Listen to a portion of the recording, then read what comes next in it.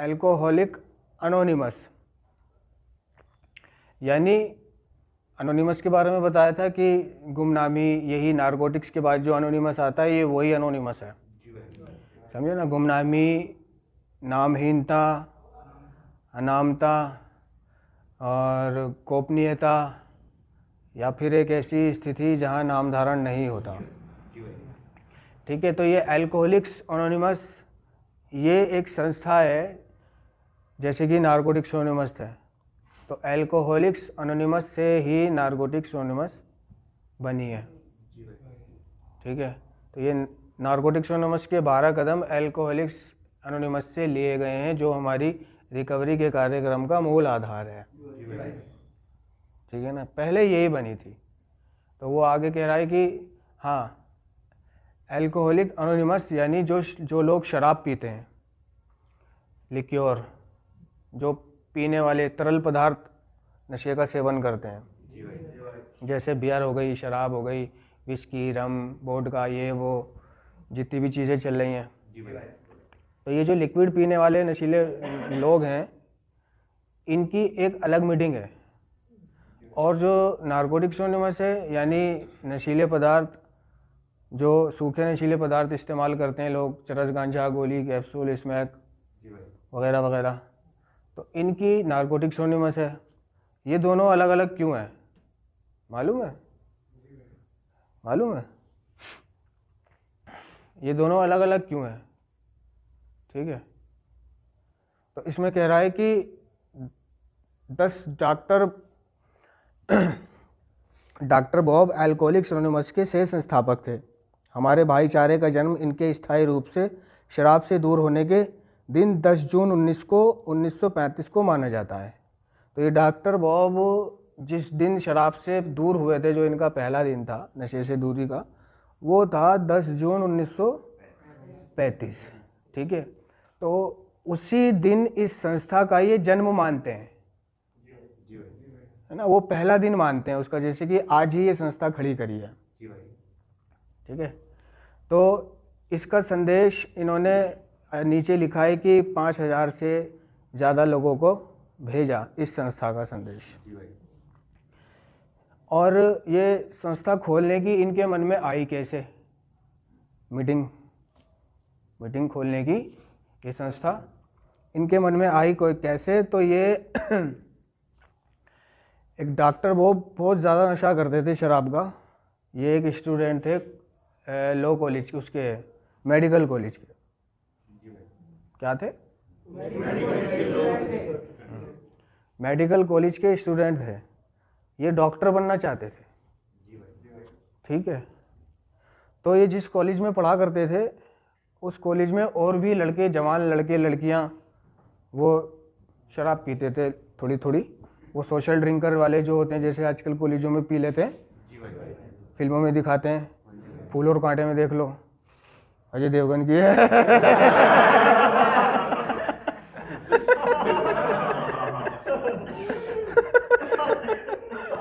मतलब फैशन समझते हैं उसको, शराब को पीना। तो वो क्या है, थोड़ी थोड़ी डिबिया में, एक अच्छी सी पतली सी स्टील की सी डिबिया होती है ना, इतनी सी बोतल, वो छोटी सी जेब में रख, कोट की जेब में भी रख के निकाला, कभी भी यूँ पी ली। तो इस तरह से जब भी वो खुश हुआ करते थे, कोई भी सेलिब्रेशन होता था, या वैसे ही अपने थोड़ा माइंड लगाने के लिए, फोकस के लिए, तो वो पी लिया करते थे। ठीक है, तो इन्हें भी पिला दिया करते थे डॉक्टर बॉब को, बोलो भी तुम भी पी लो। ठीक है, तो वहाँ से इनको शराब की आदत लग गई, शराब पीने लगे ये। वो यार दोस्त पिला देते थे, अक्सर यही होता है। हम जो यहाँ बैठे हुए हैं, हमने खुद नहीं पी, पहले हमें किसी ने पिलाई, पहले किसी के साथ हमने पी, है ना। फिर वो हमें भी अच्छी लगी, उसको पीने के बाद अच्छा लगा, पढ़ाई में भी विचार सब बंद हो गए, और फिर उसको हमने निरंतर जारी रखा कि बहुत अच्छी चीज़ है ये। इससे क्या है, माइंड भी रिलैक्स हो जाता है, बॉडी भी फिट फॉर हो जाती है, वगैरह वगैरह। तो ये पी लिया करते थे ऐसे। तो ऐसे इनको आदत लग गई, एडिक्शन हो गया शराब पीने का, बहुत बुरा एडिक्शन हो गया। ठीक है, वो सारी चीज़ें हुई इनके साथ जो हम लोगों के साथ हुई, है ना। छोड़ना, पकड़ना, कॉलेज से निकाले जाना, और शराब को छोड़ने की जतन करना, तबीयत ख़राब हो जाना, पीने के कारण हॉस्पिटल में एडमिट हो जाना। ठीक है, और एक जगहें बदल के देखना, काली जगहें बदल के देखूँगा। गांव चले गए अपने दोस्त के पास, ठीक है, वहाँ नशा लेकर नहीं गए कि भाई नहीं ना होगा, वहाँ से ना बजेगी बांसुरी, लेकिन वहाँ पर भी इन्होंने पी ली, कॉलेज से निकाल दिए गए। ज़्यादा तबीयत ख़राब होने की वजह से हॉस्पिटलाइज्ड भी हुए, ठीक है। हॉस्पिटल में जो लोग मिलने आते हैं, जैसे मरीज़ से मिलने आते हैं तो इनसे भी मिलने आते थे, तो इनका एक यार आया, उससे कहने की कोशिश करी, उसने नहीं ला के दी, तो वो हॉस्पिटल में भी इन्होंने अल्कोहल पैदा कर ली थी, क्योंकि हॉस्पिटल में जो है ये जो अल्कोहल है पहले के ज़माने में या आज भी दवाइयों के लिए इस्तेमाल की जाती है, इससे दवाई बनती है ना, जैसे पेन किलर बनता है या दर्द के इंजेक्शन बनते हैं अल्कोहल से, तो ये अस्पतालों में मौजूद होती है अल्कोहल लिक्विड। इससे प्रयोगशाला में आविष्कार भी करते हैं मेडिसिनों में, यानी जितनी भी दर्द की दवाइयाँ हैं, पेन किलर वगैरह, उनमें अल्कोहल डाली जाती है। जिसमें अल्कोहल या अफीम नहीं, वो दर्द की दवाई नहीं, समझ रहे हो। अफीम डाली जाती है जैसे कि संभोग के टाइम को बढ़ाने के लिए, अफीम है ना, सेक्स टाइम को बढ़ाने के लिए, तो उससे सेक्स टाइम बढ़ जाता है। और अल्कोहल क्या है, दर्द में रिलीफ देती है, बहुत ज़्यादा दर्द हो रहा है या इंजेक्शन बनते हैं इससे, तो ये पहले इस पे पाबंदी होती है इस अल्कोहल पे। ये सिर्फ सरकारी एजेंसियों में ही मिलती है, ऐसा नहीं है हर कोई बेच रहा है, सिर्फ गवर्नमेंट के पास हुआ करती थी ये अल्कोहल, या फिर अस्पतालों में हुआ करती थी, या फिर केमिस्ट उसको देता था जिसके पास डॉक्टर की पर्ची होती थी, जिसके पास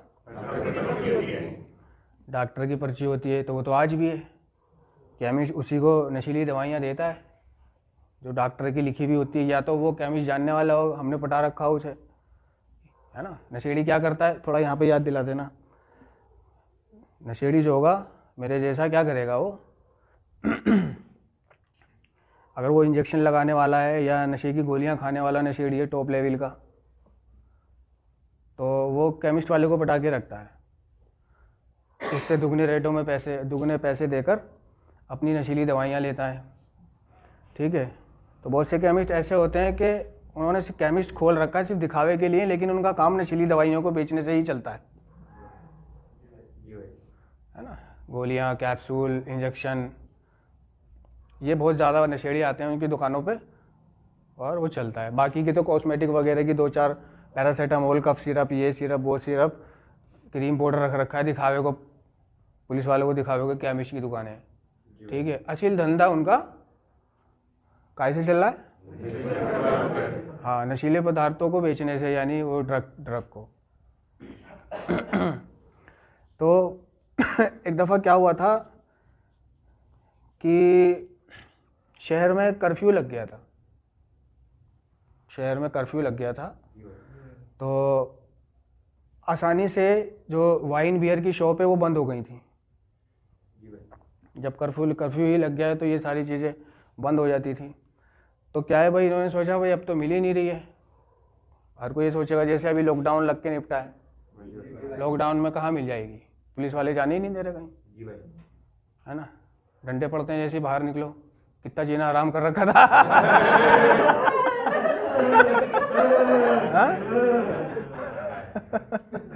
मैं बैठा हुआ वहाँ पे, बाहर बैठा हुआ अपने, आ गया एक पुलिस वाला डंडा लेके, मास्क भी नहीं लगा रखा था मैंने, मास्क ना लगाने में बताओ जुर्माना है, ये है वो है, तो मैंने कि मैं तो यहीं रहता हूँ। और अब लॉकडाउन में हालत ऐसी हो रही थी जो वहीं घर के अंदर ही सोना, घर के अंदर ही उठना, कहीं जाना नहीं, कुछ नहीं, तो ढीली सी हालत हो रही थी। तो वो कहने लगा नशा करता है तू, चेहरा ऐसा हो रहा था, मैंने नहीं सर जी मैं नशा नहीं करता, ये वो कहा, मैंने उससे यहीं रहते मैं जा रहा हूँ। फिर उनसे थोड़ा सा नम्रता से बात करनी पड़ती, नहीं लट मार देंगे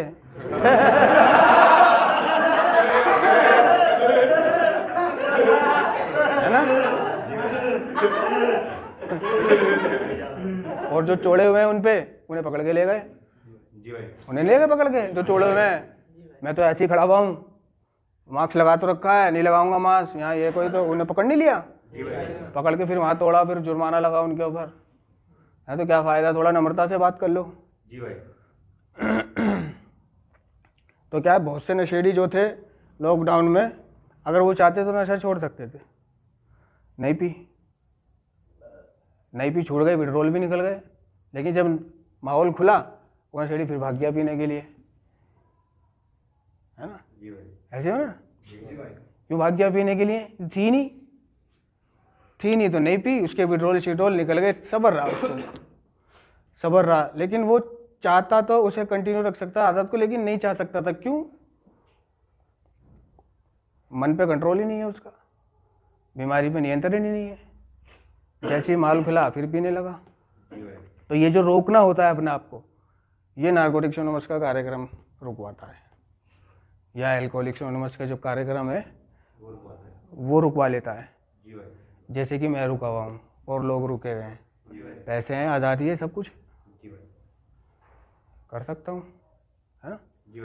लेकिन नहीं कर रहा।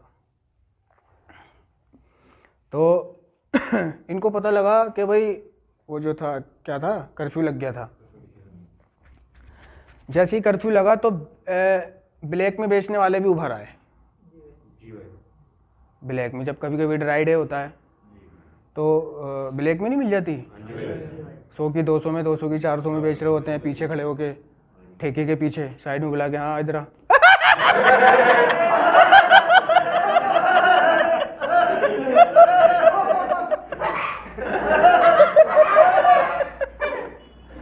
उन्हें पता होता है ये ढूंढता फिर रहा है, इधर उधर को देख रहा है, पढ़ लेते हैं कि ये शराबी है, टूट रहा है। इधर क्या चाहिए? दारू? हाँ है। कितने की है? 500 रुपये है। भाई तो 300 रुपये बोलेंगे, चल भाग। तो ब्लैक वाले निकल आते हैं। तो ऐसे ही एक ब्लैक वाला निकल आया, जब भी तो ये ब्लैक वाले से लेके पीने लगे। ठीक है, हाँ, हॉस्पिटल में एडमिट हुए तो हॉस्पिटल में भी अल्कोहल ढूंढ ली, चुरा ली वहाँ से अल्कोहल, उसे चुरा के पी ली।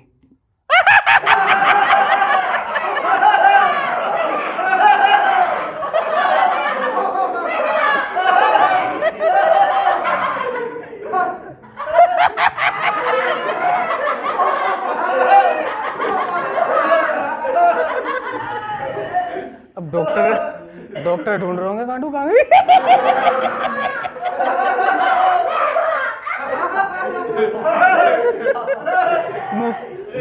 बड़े डॉक्टर साहब ने कहा होगा जरा वो अल्कोहल निकाल के लाना सिस्टर।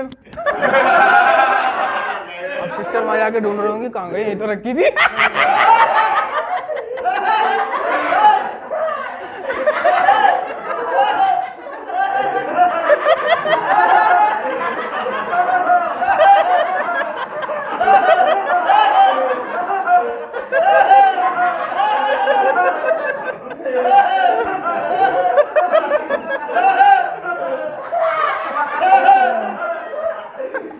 कि डॉक्टर साहब वहां तो है ही नहीं, कि ये तो नहीं पी गया वो।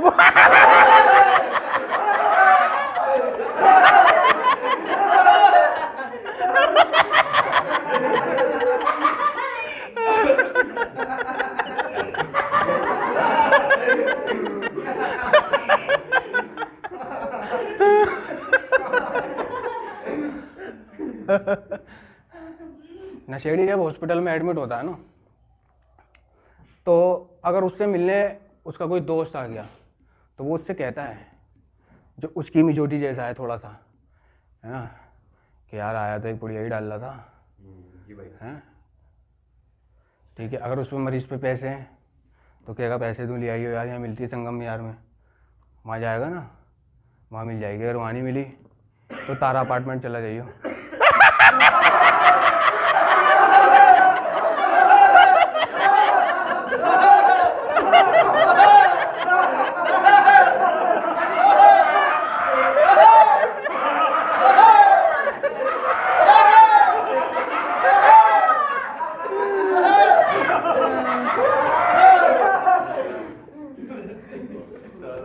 नहीं कहता? जो उससे दोस्त मिलने आ जाए, नशेड़ी बीमार है वहाँ पे टूटन में पड़ा हुआ है, और कोई उस जैसे ही आ जाए, नहीं कही उससे कि लिया यार एक गुड़िया तो लिया कम से कम, समझ रहे हो कि अगर संगम बयान नहीं मिली तो तारा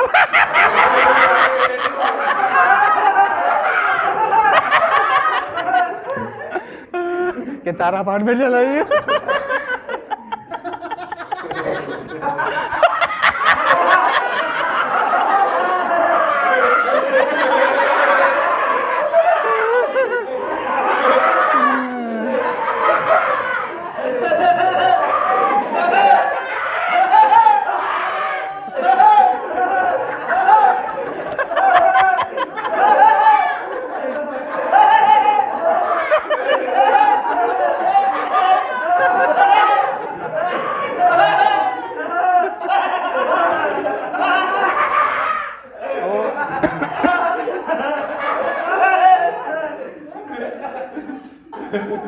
नर्स आई होंगी, उन्होंने जाके डॉक्टर साहब से कहा होगा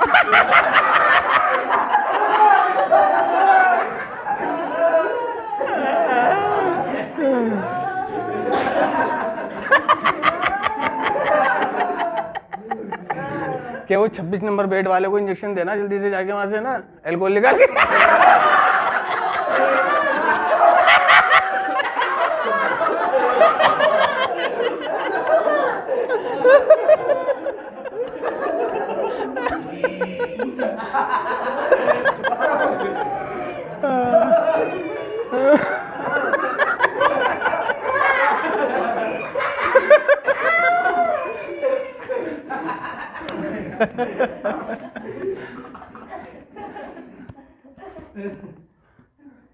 उन्होंने कहा होगा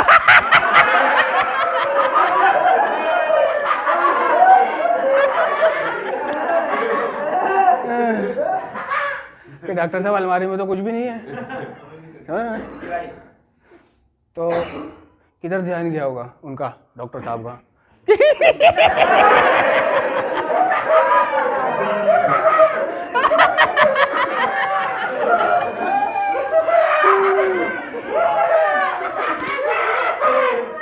कि ये जो लेटा हुआ है ना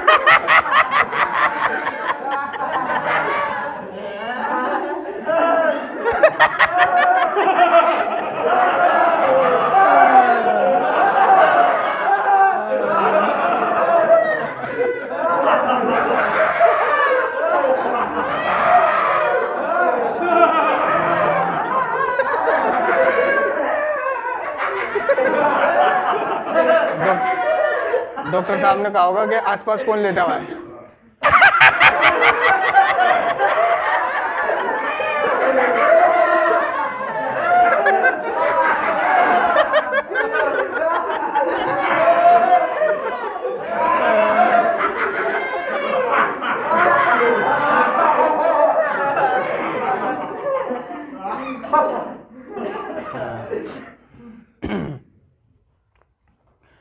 और क्या था,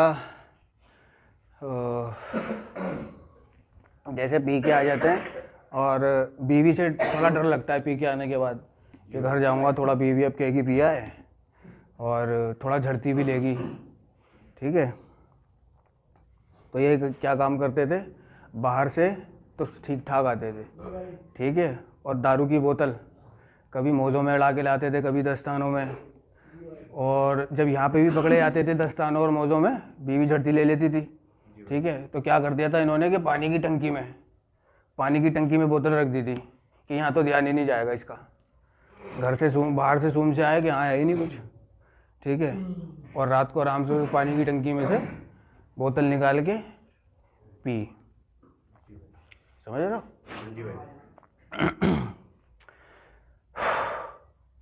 जब मेरे घर पे सबसे पहले पता चला था कि मैं नशा करने लगा हूँ, स्मैक पीने लगा हूँ, तो अगले ही दिन से मेरे को साइकेट्रिस्ट डॉक्टर के ले गए थे दिखाने के लिए। उन्हें यही पता था साइकेट्रिस्ट डॉक्टर कि नशा करता है, साइकेट्रिस्ट के ले जाओ, किसी ने बताया, जब ही तो प्रोग्राम कह रहा है दवा धर्म और मनोचिकित्सक द्वारा मदद खोजी, मैंने खोजी है हर तरह से।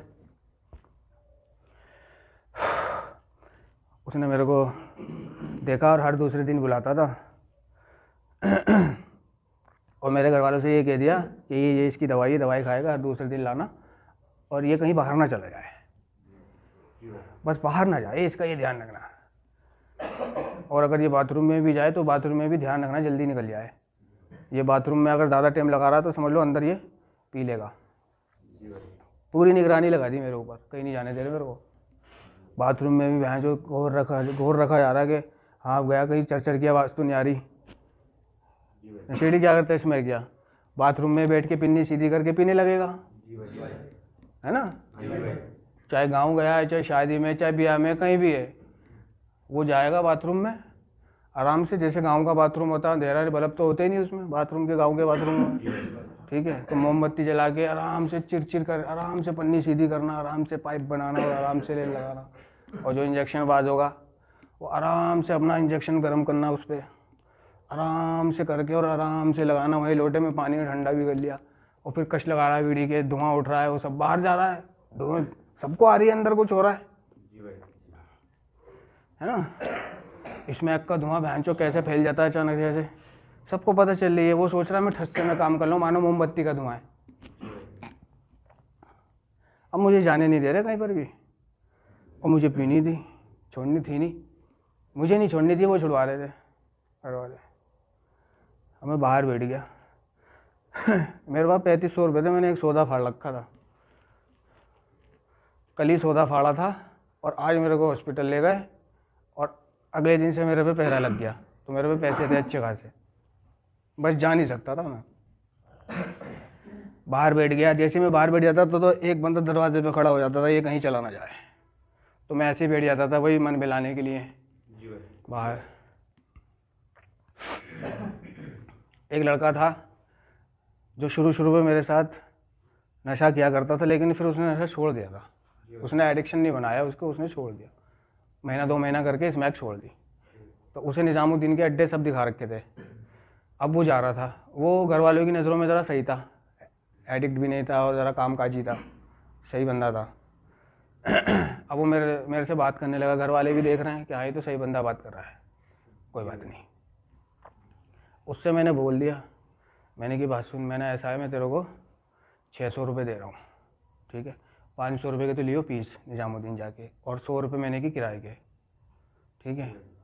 और मैंने यहाँ से 402 पकड़ के निज़ामुद्दीन जा, वहाँ पहुँचते ही 500 के पीस ले, और वहाँ से तेज़ी से 402 पकड़ और वापस। तो मैं 1 घंटा तेरा जाने का मान लेता हूँ, 1 घंटा आने का मान लेता हूँ, 2 घंटे, और 1 घंटा ऊपर का मान लेता हूँ, चल मैंने की 3 घंटे यहीं बैठा हुआ हूँ मैं। उसको मैंने ठस्से में पैसे पकड़ाए, वो गया, और वो भी 2.5 घंटे में वापस आ गया, ईमानदारी से सामान लेके, विश्वास का बंदा था। वो फिर आगे उसने मेरे को सामान पकड़ा दिया। घर वालों को तो यही लग रहा मैं यही बैठा हुआ हूँ, कहीं नहीं गया। समझ रहे हो, ऐसे कर लेता है नशेड़ी, घर बैठे बैठे नशा कर लेता है। अब मेरे पर आराम से पीस आ गए, बहनचो, अब तो मैं दुकान में जाके आराम से मैंने रेस्ट कर रहा हूँ, दुकान में जाके पी रहा हूँ आराम से। उन्हें पता है बीड़ी पीता है ये, ठीक है। और बस मैंने क्या, अभी आ रहा हूँ, मौका देखा, भाग गया, प्लेट में कूद के पी रहा हूँ। अब दवाई के ऊपर पी रहा था, मेरी हालत तो खराब। दवाई, नशा छोड़ने की दवाई के ऊपर नशा करो ना, बहुत बुरी हालत हो जाती है। अब मुझे सर्दी भी लगे, गर्मी भी लगे, बहुत ज़बरदस्त सर्दी लगे, रजाई ओढ़ लूँ तो पसीने आ जाए, रजाई हटा दूँ तो सर्दी लगे, रजाई ओढ़ लूँ, मेरी हालत ख़राब हो गई नशा करके दवाई के ऊपर। मैंने तौबा गली में, जब तक दवाई चलेगा उन्होंने सामान नहीं पीना, दवाई के ऊपर नशा नहीं करना, मारने लग जाती है। अब घर वालों की नज़रों में तो मैं यही हूँ, अब मैं खूब दबा के नशा कर रहा हूँ घर में ही। तो घर वालों को, अब जो मेरे को पिन्नक हो रही है, झाई आ रही है, थोड़ा सा मैं ऐसे हो रहा हूँ, घर वाले सोच रहे हैं वही ये नशा छोड़ रहा है, इसकी हालत ख़राब हो रही है, बीमार हो रहा है, नशा छोड़ रहा है। तो उन्हें नहीं पता कि मैंने पैदा कर लिया है बैठे बैठे। नशेड़ी पैदा कर लेता है। कहाँ था मैं?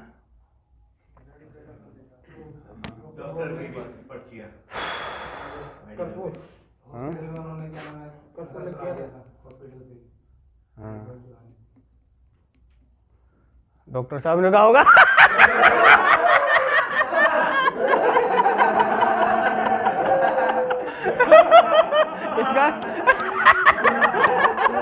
इसका डिस्चार्ज करो पहले।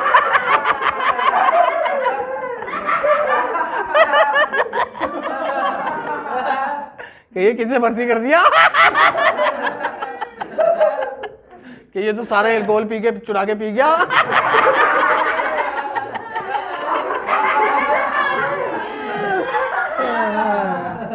मरीज को क्या दें भाई, इसको ले गए आओ। हाँ, और क्या कह रहा था मैं?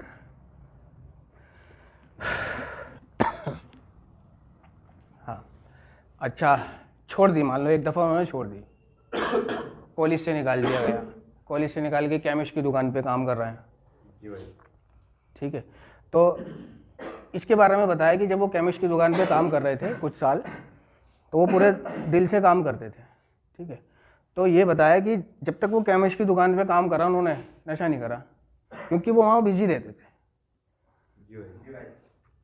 बिजी रहते थे, फुर्सत ही नहीं मिलती थी, सुबह से शाम तक इतना टूट जाते थे कि बस अब बिस्तर पे जाके कुदरती नींद आ जाती थी।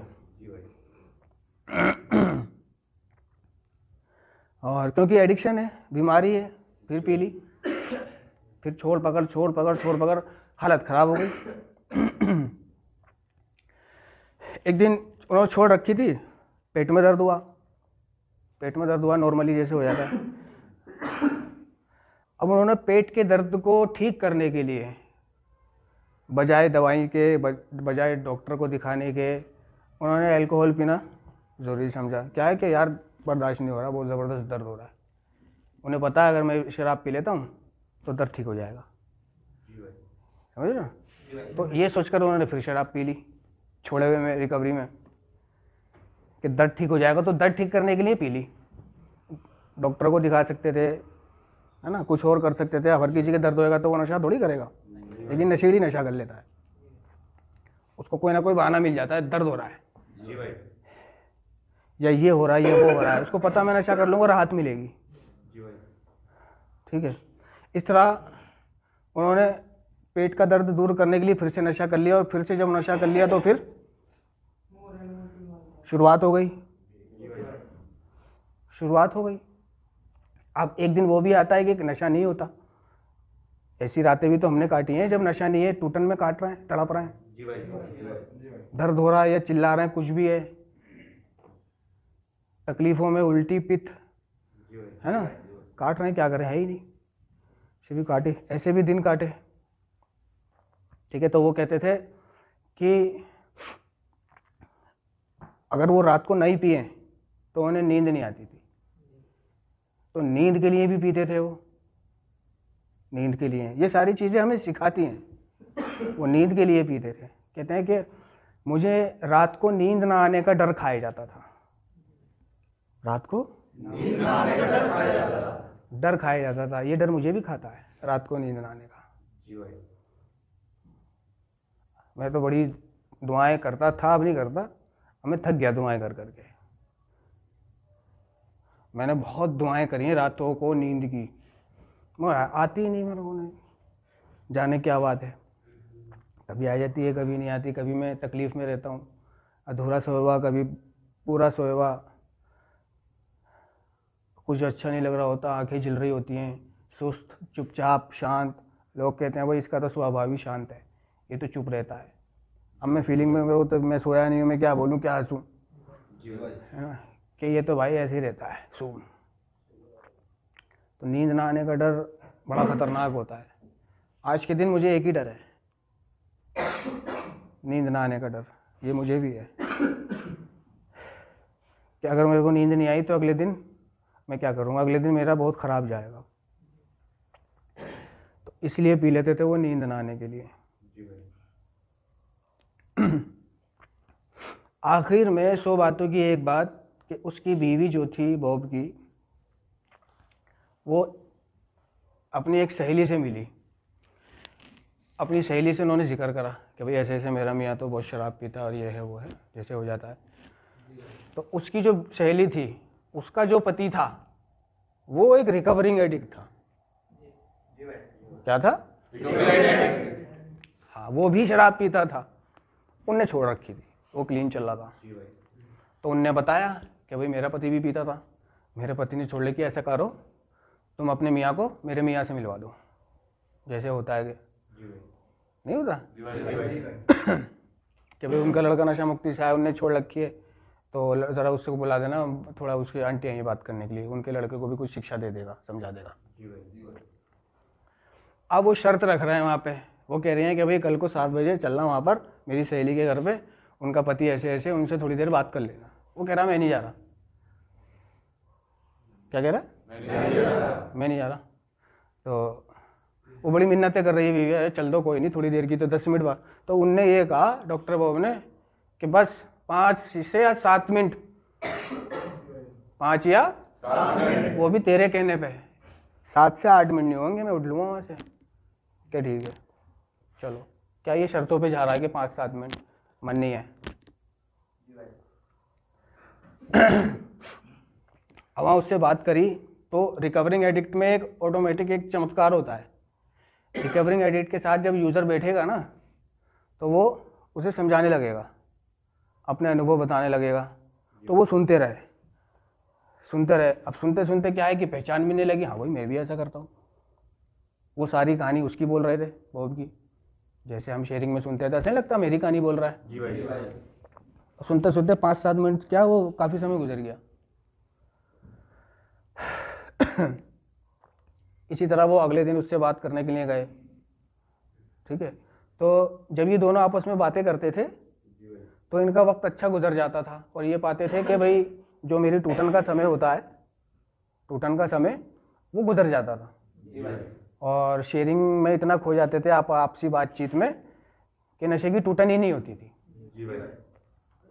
समझ रहे हो? और जब इन्हें घड़ी की तरफ नज़र जाती थी, देखते थे भाई काफ़ी टाइम हो गया, चलो अब बातचीत ख़त्म हो गई तो अब जा कर के शराब लेके आते हैं। अब वो जाते थे बाहर, दुकानें बंद होती थी, चलो कोई नहीं कल पियेंगे। तो वहाँ से इन्हें एक आइडिया आया कि हम शेयरिंग करते हैं आपस में बैठे बैठे, तो ना तो हमें टूटन महसूस होती ना तकलीफ़ होता और हमारा टाइम भी गुजर जाता है। ठीक है, और हम आज के दिन रुक जाते हैं, हम ये कहते हैं कि चलो कोई नहीं कल पियेंगे। तो क्यों ना हम इस तरह की बातचीत रोज़ किया करें। इस तरह की बातचीत रोज़ किया करें शाम को, और बातों में वक्त गुजर जाएगा पता ही नहीं चलेगा और आज का दिन गुजर जाएगा। तो वहीं से ये जस्ट फॉर टुडे तैयार हुआ कि आज के दिन नशा नहीं करना, आज के दिन मीटिंगों में जाना है, आज के दिन शेयरिंग करनी है।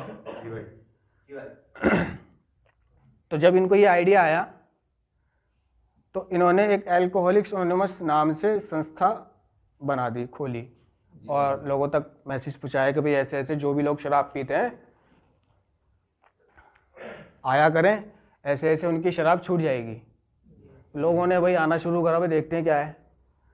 ठीक है, आए लोग, बैठे और अच्छा लगा उन्हें भी। और ऐसे धीरे धीरे धीरे धीरे नारकोटिक ड्रग यूज़रों को भी पता चला, स्मैकियाओं को, गंजेड़ियों को, तो वो भी आना शुरू हुए उस मीटिंग के अंदर, वो भी बैठते थे, वो भी क्लीन होना शुरू हुए। समझे?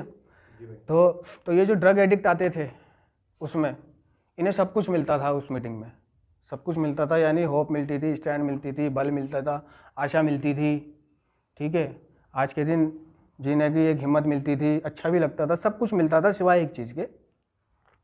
अगर इन्हें नहीं मिलती थी तो सिर्फ पहचान नहीं मिलती थी। क्योंकि ड्रग यूज़र की और अल्कोहलिक शराबियों की कहानी अलग अलग होती है ना। तो इन्हें पहचान नहीं मिलती थी, सब कुछ मिलता था। अब इन्हें ऐसा नहीं लगता था कि ये जो शेयर कर रहा है ये मैंने भी किया है, क्योंकि ना वो ठेके पे गया, ना उसने पार्क में बैठ के मिक्सचर के साथ या नमकीन के साथ शराब पी, ना ही उसने घर आके शांति से पी। तो उसकी तो कहानी कुछ हो रही है ड्रग यूज़र की। वो रात को सोचेगा सुबह कौन सा डंडा पकड़ना है, कहाँ से कहाँ तक जाना है, कमा लूँगा तो वहाँ जाऊँगा, वहाँ से संभाल लूँगा, वहाँ से एविल लूँगा, वहाँ से पन्नी लूँगा, वहाँ से माचिस लूँगा। ठीक है, वहाँ बैठूँगा, वहाँ पुलिस वाले आ गए, वहाँ बंदे आ गए, है ना। तो उसकी ये कहानी होती थी, इनकी अलग। तो वो इन्होंने कहा भाई हमें पहचान नहीं मिलती। तो सिर्फ पहचान ना मिलने की वजह से नारकोटिक्स एनोनिमस की स्थापना की गई थी कि ऐसा है भाई, ड्रग वालों की एक अलग बना देते हैं मीटिंग, और शराब वालों की एक अलग बना देते हैं। तो ये तो 10 जून 1935 को तो अल्कोहलिक्स एनोनिमस की संस्था का जन्म माना जाता है। ठीक है, और जुलाई 1953 में नारकोटिक्स एनोनिमस की स्थापना हुई थी, जुलाई 1953 में। और इसकी पहली मीटिंग दक्षिण कैलिफोर्निया में हुई थी। यानी नारकोटिक्स एनोनिमस की स्थापना जुलाई 1953 में हुई थी और इसकी पहली मीटिंग दक्षिण कैलिफोर्निया में हुई थी। ये दोनों अलग अलग हो गई, लेकिन ऐसे ही नारकोटिक्स एनोनिमस लिया गया है, वही कदम, वही चीज़ें। बस किताबों में जहाँ उसमें शराब आ रहा है वहाँ ड्रग आ रही है, ऐसे है कुछ, बस मिलता जुलता ही है बस। प्रार्थना करें। सभी सदस्य आत्म शांति की प्रार्थना करें। हे ईश्वर, हमें आत्म शांति दो, उन चीजों को स्वीकारने की जिन्हें हम बदल नहीं सकते, हिम्मत दो उन चीजों को बदलने की जिन्हें हम बदल सकते हैं, और इन दोनों में भेद जानने की सद्बुद्धि दो।